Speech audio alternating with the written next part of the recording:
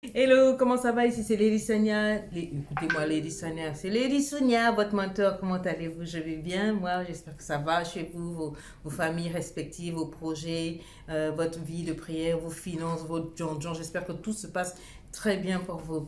Aujourd'hui, je voudrais parler d'un point sensible. Je sais que ça va délivrer beaucoup de femmes. Il faudra écouter ça, mais juste après le jingle.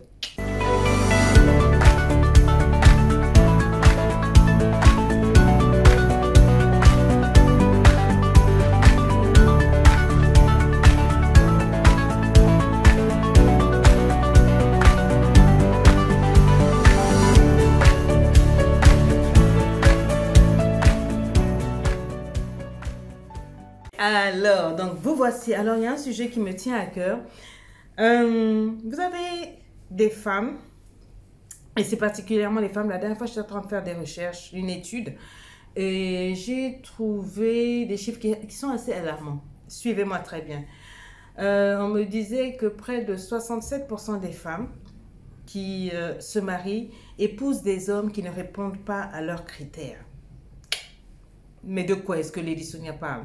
67% de femmes, quand un homme vient les draguer, elles ont comme une sorte d'intuition féminine. Elles ont une liste de critères dans leur esprit, d'hommes de rêve, l'homme idéal, etc. Et quand un homme s'approche, automatiquement, à l'intérieur d'elles, elles ont ce déclic-là qui se met, qui leur murmure, ça ne va pas. Ça va, ça va, ça ne va pas. Mais pour des raisons un peu inconnues, la plupart d'entre elles, quand elles sont oppressées par l'idée du mariage, oppressées d'entrer en relation à cause de l'âge, à cause de la famille, à cause des problèmes matériels, etc., elles disent oui. Elles se lancent dans la relation avec une idée, changer le monsieur. C'est-à-dire, elles voient déjà tout ce qui ne va pas. Et elle se dit, bon, je vais prendre et puis je vais changer le monsieur. Je vais réussir à changer le monsieur de manière à ce qu'il soit exactement comme je veux et on sera heureux.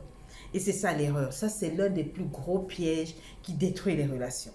Parce que quand tu te mets avec quelqu'un, la personne s'attend à ce que tu la prennes entièrement, telle qu'elle est. Tu m'aimes pour ce que je suis, pas pour ce que tu vas faire de moi, pas pour ce que tu veux, pas pour ton idéal, mais tu m'aimes pour ce que je suis.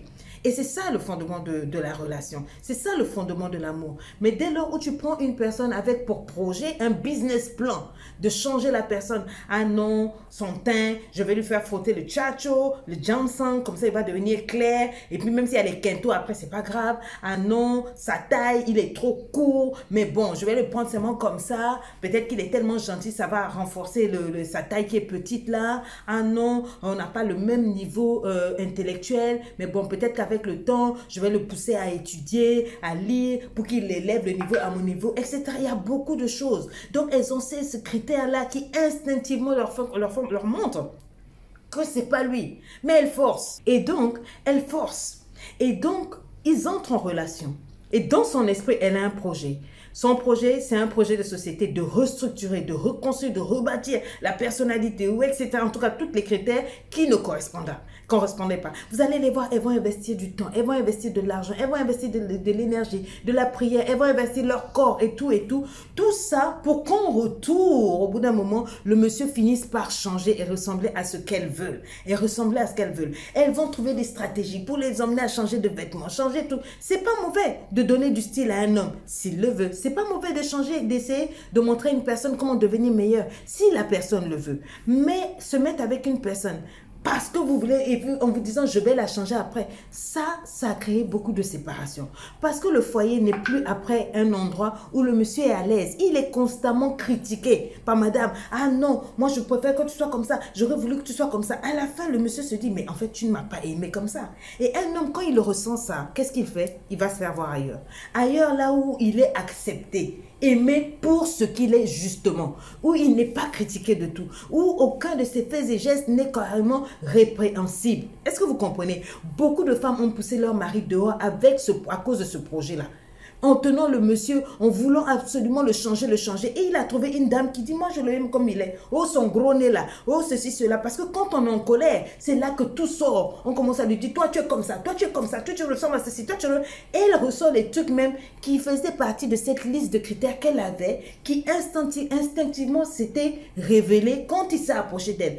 Quand un homme ne te plaît pas, maman, laisse. Il y a une autre femme qui va l'aimer comme ça. Ce n'est pas juste, ce n'est pas faire de prendre un homme tel qu'il est et de te dire que tu vas le changer. Regarde, le léopard ne peut pas changer sa peau. Regarde toi-même comment c'est difficile de te changer. À plus forte raison, changer une autre personne. C'est Dieu. Et c'est injuste de rentrer en relation dans le but de changer une personne. Ça, c'est faire vivre l'horreur à cette personne-là. Tu mettras cette personne mal à l'aise. La personne ne se sentira pas à l'aise. Elle va être là, constamment en train d'être changée. Pour tout. Pour un oui, pour un non. Non.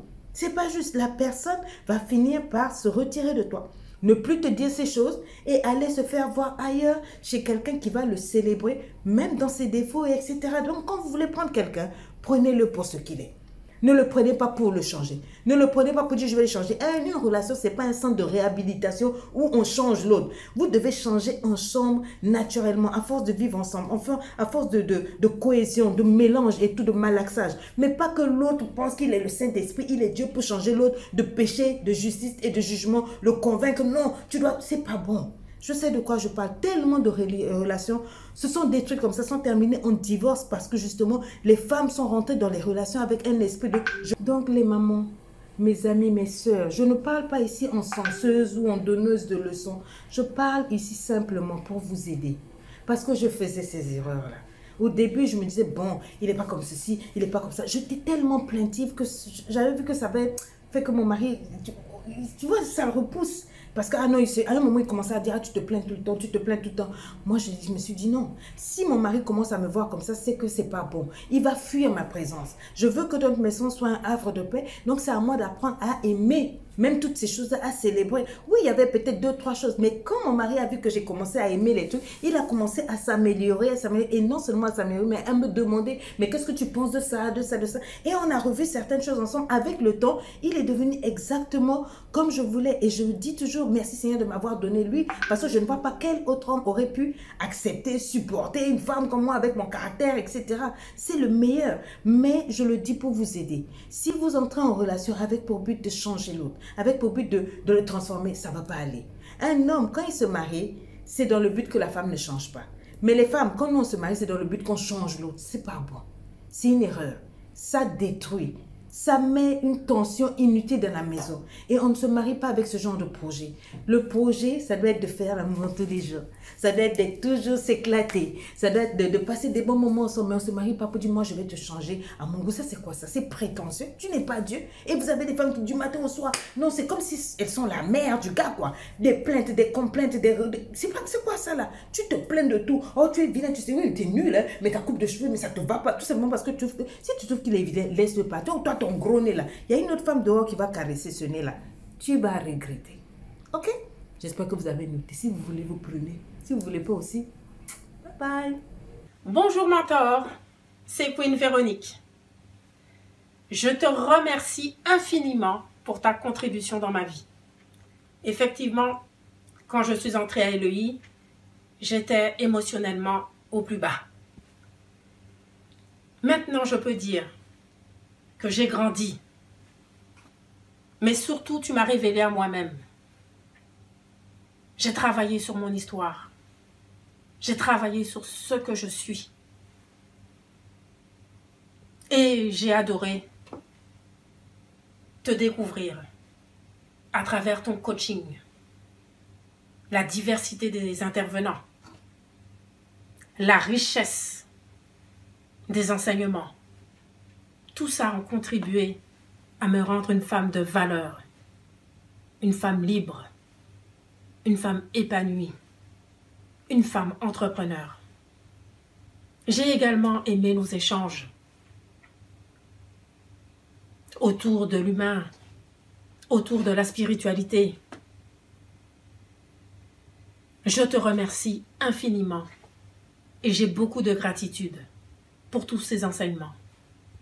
Lady Sonia, tu as un grand cœur. Tu as une grande sensibilité.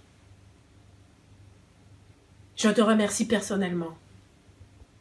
Et je remercie également toute ton équipe qui t'a accompagnée et qui accompagne toutes ces femmes.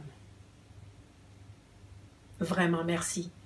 Et je suis fière d'avoir connu une femme un jour dans ma vie telle que toi. Bonne journée, mentor. Et tu passes. regardons l'air.